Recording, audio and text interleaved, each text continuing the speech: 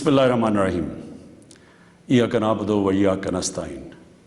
मेरे पाकिस्तानियों, ये जो पिछले हफ्ते हालात हुए, अफसोसनाक हालात, इसकी वजह से मैंने फ़ैसला किया कि मैं आपके सामने आऊँ। लेकिन सबसे पहले हमारा वो वाहिद मुल्क है जो इस्लाम के नाम पे बना था। इसका नारा क्या था?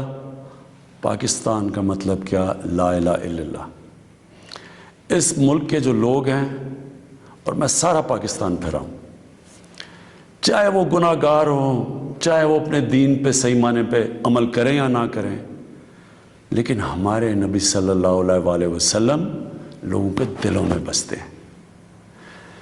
इसलिए जब भी कहीं भी दुनिया में उनकी शान में किसी किस्म की गुस्ताखी होती है तो हमें ये तो प्यारे दोस्तों, वीडियो की तफसील में जाने से पहले अगर आपने अभी तक हमारे चैनल गुमनाम शाहीन को सब्सक्राइब नहीं किया तो पहले सब्सक्राइब कर लें ताकि तमाम वीडियोस बर वक्त आप तक पहुंचती रहे। तकलीफ मिलती है, लेकिन क्योंकि मैं दुनिया फिरा हुआ हूँ, सिर्फ हमें नहीं तकलीफ मिलती, जो भी जहां भी दुनिया में मुसलमान बसता है उन सबको तकलीफ होती है।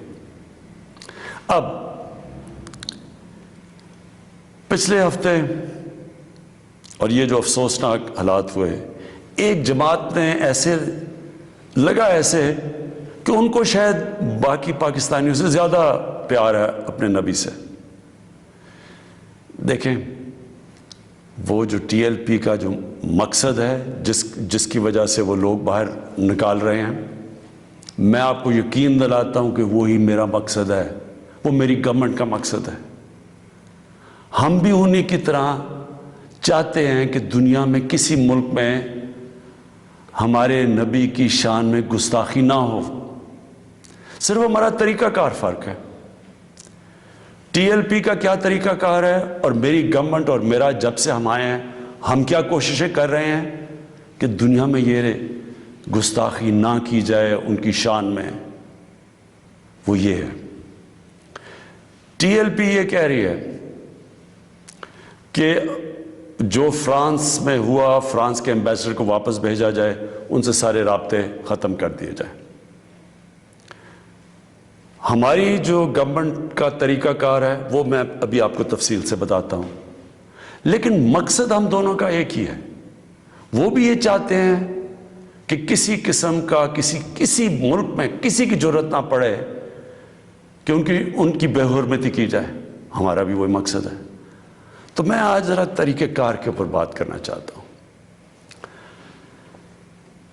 1979 के अंदर, नहीं 1990 में गालिबन 1990 के इर्द गिर्द सलमान रुश्दी ने एक किताब लिखी।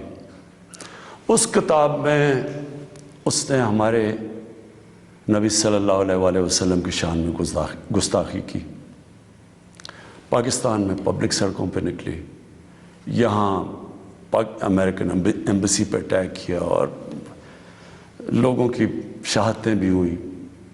उसके बाद आप उठा के देख लें कि हर थोड़े सालों के बाद कोई ना कोई मगरब के किसी मुल्क में उनकी शान में गुस्ताखी करता है। मुसलमानों को तकलीफ़ होती है, कहीं बाहर रिएक्शन भी होता है, या हमारे मुल्क में मुजाहरे भी होते हैं, लेकिन ये हर थोड़े सालों के बाद यही सिलसिला आगे बढ़ जाता है। तो क्या हमने अभी तक कोई फ़र्क पड़ा इस अप्रोच से? यही टीएलपी कर रही है। ये भी ये पाकिस्तान में कह रहे हैं कि मुजाहरे करेंगे हम, और किए हैं उन्होंने, और हम सड़कों पे आ जाएंगे, पहले भी किए हैं, कि अगर हम एक्शन ना लें। अब क्या मेरा सवाल ये है कि क्या फ्रांस के एम्बेसडर को वापस भेजना फ्रांस में और उनसे सारे ताल्लुकात तोड़ देना, क्या उससे ये रुक जाएगा? क्या उससे क्या तो कोई गारंटी है कि उसके बाद उनकी शान में कोई गुस्ताखी नहीं करेगा? कोई गारंटी है?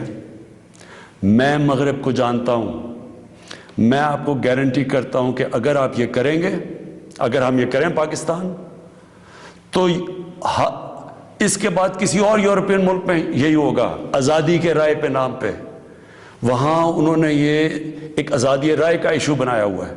उसके नाम पे वो कहेंगे अच्छा آزادی رائے کی وجہ سے انہوں نے یہ کیا، ہم بھی یہ کر رہے ہیں، وہ بھی کوئی گستاخی کریں گے، کیا پھر اس کے ایمبیسڈر کو بھی ہم واپس بھیجیں گے؟ اور 50 مسلمان ملک ہیں، کوئی بھی اس طرح نہیں کر رہا، کوئی وہاں کہیں مظاہرے نہیں ہوئے، وہ بھی نہیں کہہ رہے کہ ایمبیسڈر کو واپس بھیجو. تو اس کا پہلے تو کوئی فرق نہیں پڑنا لگا فرانس کو. لیکن میں آپ کو یہ بتاؤں پاکستان کو کیا فرق پڑے گا. سب سے بڑا فرق یہ پڑے گا ہمارے ملک کو کہ بڑی مشکلوں سے ہماری معیشت اٹھ رہی ہے. بڑی دیر کے بعد پاکستان کے اندر انڈسٹری اوپر جا رہی ہے، لارج اسکیل انڈسٹری بڑی دیر کے بعد اٹھ رہی ہے، نوکریاں مل رہی ہیں لوگوں کو. ہمارے ملک میں دولت میں اضافہ ہو رہا ہے، ہماری ایکسپورٹس بڑھ رہی ہیں، ہمارا روپیہ مضبوط ہو رہا ہے. بڑی دیر کے بعد روپیہ مضبوط ہوتا جا رہا ہے. جب روپیہ اوپر جاتا ہے تو مثلا پیٹرول اور ڈیزل سستا کیا ہے، باہر کی جو چیزیں ہم منگواتے ہیں وہ سستی ہونی شروع ہو گئی ہیں. جب ہم فرانس کے ایمبیسڈر کو واپس بھیج کے تعلقات توڑیں گے ان سے، اس کا مطلب کہ یورپین یونین سے ہم تعلقات توڑیں گے. اس کا مطلب کیا کہ جو ہماری آدھی ٹیکسٹائل کی ایکسپورٹس ہیں وہ یورپین یونین میں جاتی ہیں، تو اس کا مطلب آدھی ہماری ٹیکسٹائل ایکسپورٹس وہیں ختم ہو گئی. اس کا مطلب بے روزگاری، فیکٹریاں بند ہو جائیں گی.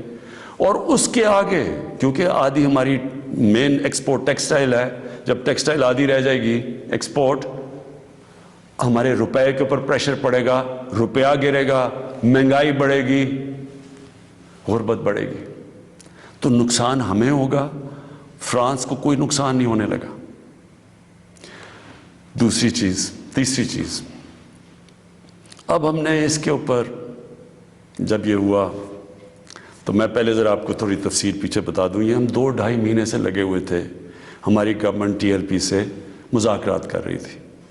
ہم ان کو یہی چیزیں سمجھا رہے تھے کہ اس سے نقصان ہمیں ہونے لگا ہے، ان کو نقصان نہیں ہوگا، ہماری عوام کو نقصان ہوگا. مذاکرات چلتے جا رہے تھے، انہوں نے کہا جی اسمبلی میں رکھو، اور اسمبلی جو فیصلہ کرتی ہے. ہم نے فیصلہ کیا ٹھیک ہے ہم اسمبلی میں یہ رکھتے ہیں. لیکن ہم پھر دیکھنا شروع کیا کہ ان کی موبلائزیشن نیچے ہو رہی ہے، ان کی تیاریاں ہو رہی ہیں اسلام آباد آنے کے لیے. ایک طرف مذاکرات چل رہے ہیں، ایک طرف اسلام آباد آنے کی تیاری ہیں. پھر ابھی مذاکرات چل رہے ہیں اور ہم نے یہ فیصلہ کیا ہوا تھا کہ ہم اسمبلی میں رکھیں گے اس ایشو کو. تو پتہ چلا کہ انہوں نے پہلے اناؤنس کر دیا کہ جی اب تو فرانس کا اگر ایمبیسڈر آپ واپس نہیں بھیجیں گے تو ہم سارے اسلام آباد میں دھرنا دیں گے. تو یہ اس کے بعد یہ ہماری بات چیت ٹوٹی. اس کے بعد پھر یہ اریسٹ ہوئے. اب میں صرف آپ کو بتانا چاہتا ہوں کہ اس سے اب تک ہوا کیا ہے ہمارے ملک میں. ذرا دیکھ لیں کہ ہم نے اپنے آپ کو کتنا نقصان پہنچایا. اب تک 40 پولیس کی گاڑیوں کو جلا دیا گیا، لوگوں کی پرائیویٹ پراپرٹی کے اوپر کئی لاکھوں کروڑوں روپے کا نقصان ہوا ہے.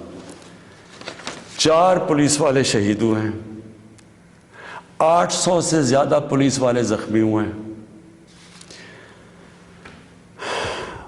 پہلے دن جب شروع ہوا تو تقریباً 100 سڑکیں بلاک کر دی. اس سے جو عوام کو نقصان ہوا، اس سے کئی جو آکسیجن کے سلنڈرز نہیں جا رہے تھے، بیچارے جو کرونا کے مریض ہیں ان میں اموات ہوئی.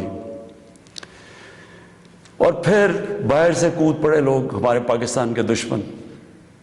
ابھی تک ہم نے جو 4 لاکھ ٹویٹس کو اینالائز کیا ان میں سے 70% فیک اکاؤنٹ سے تھی. مثلا پروپیگنڈا، جس طرح یورپین یونین کی ڈس انفارمیشن لیب نے جب بتایا کہ ہندوستان کی کوئی 600 سائٹس ہیں، فیک سائٹس، میڈیا سائٹس، جس سے وہ فیک نیوز اور پروپیگنڈا کر رہے ہیں پاکستان کے خلاف. تو یہاں بھی ہمیں پتہ چلا کہ 380 ہندوستان کے انڈیا کے گروپ تھے جو کہ واٹس ایپ سے فیک نیوز چلا رہے تھے کہ سول وار ہو گئی پاکستان میں. ہماری پولیٹیکل پارٹیز، مجھے افسوس سے کہنا پڑتا ہے کہ وہی JUI جو فضل الرحمان کی پارٹی، وہ بھی بیچ میں شامل ہو گئی کہ کسی طرح گورنمنٹ کو ڈی سٹیبلائز کریں، ملک کو نقصان پہنچائیں. ساتھ وہ نون لیگ.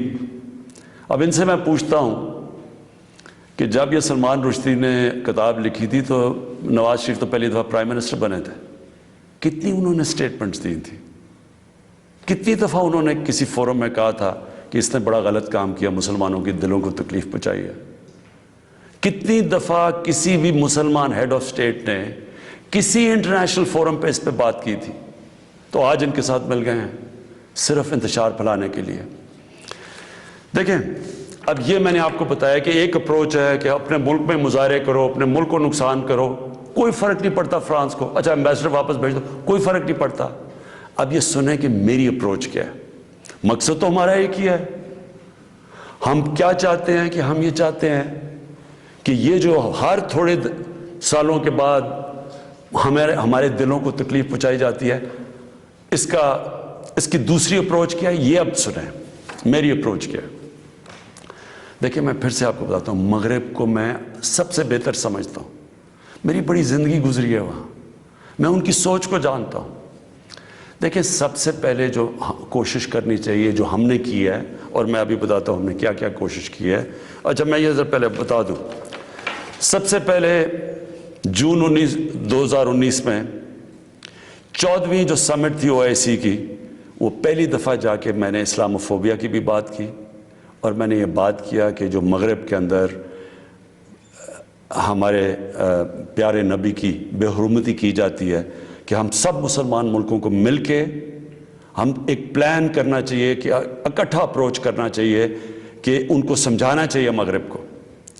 دوسرا میں نے پھر جب سپٹمبر 2019 میں یونائٹڈ نیشنز کی جنرل اسمبلی میں گیا، ادھر میں نے یہ اٹھایا، دونوں چیزیں، اسلاموفوبیا کی بھی بات کی۔ اسلاموفوبیا کا کیا مطلب ہے؟ اسلام کے خلاف نفرت، اور اس نفرت کے اندر ایک یہ ہے کہ وہ ہمارے نبی صلی اللہ علیہ وسلم کی شان میں گستاخی کرتے ہیں، تو یہ ایک ہی چیز اکٹھے کرتے ہیں یہ۔ تو ادھر میں نے بات کی یونائٹڈ نیشنز میں۔ پھر اگلے سال جو 2020 میں یونائٹڈ نیشنز کی جنرل اسمبلی ہوئی، پھر میں نے اسلاموفوبیا کی بات کی، اور میں نے کہا کہ یہ کس طرح 1.25 ارب لوگوں کو تکلیف پہنچائی جاتی ہے۔ پھر یونائٹڈ نیشنز کی ہیومن رائٹس باڈیز کے اندر اور کمیشن میں میری گورنمنٹ نے مسلسل اسلاموفوبیا کی بات کی۔ پھر میں نے فیس بک کا جو CEO ہے مارک زکربرگ، میں نے اس کو خط لکھا کہ کیسے فیس بک کو استعمال نہیں کرنا چاہیے اسلاموفوبیا کے لیے۔ اور پھر جب یہ فرانس میں ہوا، اور جس کے اوپر یہ TLP کہہ رہی ہے کہ فرانس کے ایمبیسڈر کو واپس بھیجیں، میں نے سارے مسلمان ہیڈز آف سٹیٹس کو خط لکھا، اور میں نے ان کو کہا کہ ہمیں جوائنٹ ایکشن لینا چاہیے اس کے اوپر۔ اور اب میں آپ کو سمجھانا چاہتا ہوں میری اسٹریٹجی کیا ہے۔ اسٹریٹجی یہ ہے کہ ہم سارے مسلمان ملک کے جو ہیڈز ہیں، ہم مل کے مغرب کے فورمز میں، یورپین یونین میں، یونائٹڈ نیشنز میں، ہم ان کو یہ بتائیں کہ کیوں ہمیں تکلیف ہوتی ہے جب یہ آزادی رائے، فریڈم آف سپیچ کے نام پہ یہ جب نبی صلی اللہ علیہ وسلم کی شان میں گستاخی کرتے ہیں، کیونکہ ان کو اس چیز کی سمجھ نہیں ہے۔ مغرب کے اندر ان کے جو پیغمبر ہیں، ان کو اس طرح نہیں، ان کا پیار اور عشق جس طرح ہمارا ہے، ہمارے نبی سے ہے، ان کو اس طرح کا نہ، ان کی اس طرح کی عزت کرتے ہیں، اور وہاں بلکہ وہ دین کو ان کے اتنے قریب نہیں ہے جس طرح ہم اپنے دین کے قریب رہتے ہیں۔ اس لیے ہمیں ان کو سمجھانا پڑے گا، اور سمجھائیں گے جب ہم مل کے اکٹھے کلیکٹیولی مسلمان دنیا کے ہیڈز آف سٹیٹس، جب ہم بات کریں گے، جو میں یہ ہر جگہ جن فورمز پہ کہتا گیا ہوں، تب اس کا اثر ہوگا۔ دنیا میں تھوڑے سے یہودی ہیں، لیکن وہ سارے یہودیوں نے اکٹھے ہو کے دنیا کو، مغربی دنیا کو بتایا ہے کہ جو ہولوکاسٹ تھا، جدھر یہودیوں کی قتل عام ہوئی تھی، انہوں نے کہا کہ اس کے خلاف کوئی منفی بات نہ کی جائے کہیں بھی، کسی میڈیا پہ۔ آج کہیں بھی، آج مغربی میڈیا کسی ملک میں ہولوکاسٹ کے خلاف کوئی بات نہیں کر سکتا۔ 4 یورپین ملک ایسے ہیں جدھر جیل میں ڈال دیتے ہیں اگر آپ ہولوکاسٹ کے خلاف کوئی منفی بات کریں۔ تو کیا ہم یہ نہیں ان کو باور کروا سکتے کہ ہمیں کتنی تکلیف پہنچتی ہے؟ اور یہ صرف اور یہ ہم تب کریں گے جب ہم کلیکٹیولی مل کے کریں. اور میں آپ کو یقین دلاتا ہوں کیونکہ میں مغرب کو سمجھتا ہوں, ان کو سمجھ ہی نہیں ہے اس چیز کی.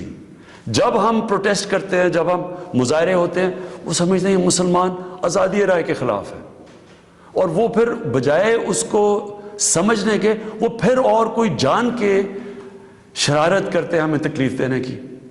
اس لیے پہلا تو یہ چیز ہے. اور دوسرا میں جو کہنا چاہتا ہوں وہ یہ دوسرا طریقہ کیا ہے کہ جب ایک 50 مسلمان ملک مل کے یہ کہیں گے کہ اگر کسی ملک میں سے اس طرح کیا گیا تو ہم سارے مل کے ان کا ٹریڈ بوائیکاٹ کریں گے, ان کی ہم چیزیں نہیں خریدیں گے, اس کا اثر ہوگا. اس طرح ہم اپنا جو ہم مقصد ہے اس پہ پہنچ سکتے ہیں. میں نے آپ کو 2 مقصد بتائے. ایک یہ TLP کا مقصد ہے, ہم ساری زندگی بھی لگے رہیں, ہم اپنے ملک کو نقصان پہنچاتے رہیں گے, کبھی کوئی فرق نہیں پڑنے لگا ان کو. جو میں کیمپین کر رہا ہوں, میں آپ کو یقین دلاتا ہوں کہ یہی طریقہ ہے کہ انشاءاللہ ایک دن ان کو سمجھ آ جائے گی, اور وہ دن دور نہیں ہے. میں آج آپ سب کے سامنے کہتا ہوں کہ میں ذمہ داری اس کی لیتا ہوں, میں ہی اس کیمپین کو لیڈ کروں گا, لیکن میں انشاءاللہ اپنی قوم کو مایوس نہیں کروں گا, اپنے مسلمانوں کو مایوس نہیں کروں گا. ہم انشاءاللہ ان کو یہ ایک دن سمجھا دیں گے کہ جس طرح اگر وہ یہودیوں کے لیے سینسٹیو ہیں, ان کو تکلیف نہیں دینا چاہتے, تو ہم تو سوا ارب مسلمان ہیں, ہمارے بھی دل ہیں, ہمیں بھی تکلیف ہوتی ہے. اور جیسی ان کو اس چیز کی سمجھ آ گئی, یہ ہم اپنا مقصد پہ پہنچ جائیں گے. آخر میں اپنے علماء ان کو خاص طور پہ کہنا چاہتا ہوں کہ آپ کو اس میں ہمارے ساتھ مل کے, میرے ساتھ مل کے میری تائید کرنی چاہیے, ہماری مدد کرنی چاہیے, کیونکہ یہ جو چیزیں یہ جو ہو رہے ہیں ہمارے ملک کو نقصان پہنچ رہا ہے, اس سے تکلیف پہنچتی ہے. ہماری پولیس سے جو ہوا ہے, 800 پولیس انجر ہوئی ہے, ان کو کئی ہسپتالوں میں پڑے ہوئے ہیں. تو اس سے کس کو فائدہ ہوا ہے؟ کیوں ہندوستان کی یہ جو ویب سائٹس ہیں جو اس کے اندر کود پڑی ہیں, یہ دشمنوں کو فائدہ ہوا ہے. قوم کو کیا فائدہ ہوا اس سے؟ قوم کو تو صرف نقصان ہوا ہے. اور جو مقصد ہے ہمارا, اس سے تو اس پہ نہیں پہنچ رہے ہم. کوئی فرق نہیں پڑے گا کسی مغربی ممالک کو, جو ہم مرضی ہم اپنا ملک کا نقصان کریں. جرم کہیں اور ہو, ہم اپنے اوپر خود کو حملہ کر دیں. یہ کون سی عقل اور سمجھ ہے؟ تو میں آپ سب کو کہوں گا, اپنی قوم کو کہوں گا کہ یہ ٹائم ہے اکٹھے ہونے کا. ہمارا ملک بڑی مشکلوں سے ایک اس طرف نکل رہا ہے کہ ہم اب اوپر آنے والے ہیں. ہماری معیشت اٹھ رہی ہے, لوگوں کو روزگار مل رہا ہے, ہمارا روپیہ مضبوط ہو رہا ہے, ہمارا ملک کا ڈائریکشن ٹھیک ہے. تو یہ ٹائم اپنے ملک کو نقصان پہنچانے کے لیے نہیں ہے. یہ صرف ہمارے ملک کے دشمن ہمیں نقصان پہنچائیں گے. ہم سب کو اب اکٹھے ہو کے اللہ کا شکر ادا کرنا چاہیے کہ ہم یہ 2 سال بڑے مشکل وقت سے گزرے ہیں. حالانکہ ہمارے پاس اس وقت کرونا کا ایک تیسرا ویو آیا ہوا ہے, اس کے اوپر ہمیں سب کو مل کے SOPs پہ چلنا چاہیے. اللہ سے دعا کرنی چاہیے کہ ہمیں اس مشکل سے بھی نکال دے, اور پھر اس کا شکر ادا کرنا چاہیے کہ یہ ہم 2 سال کے بعد ایک قوم, ہماری معیشت اٹھ رہی ہے, تو ہم اس کو نقصان نہ پہنچائیں. پاکستان پائندہ باد. تو پیارے گمنام دوستو, گمنام شاہین کو سبسکرائب کرنا مت بھولیے گا, اور کمنٹ سیکشن میں اپنے رائے کا اظہار ضرور کیجیے گا.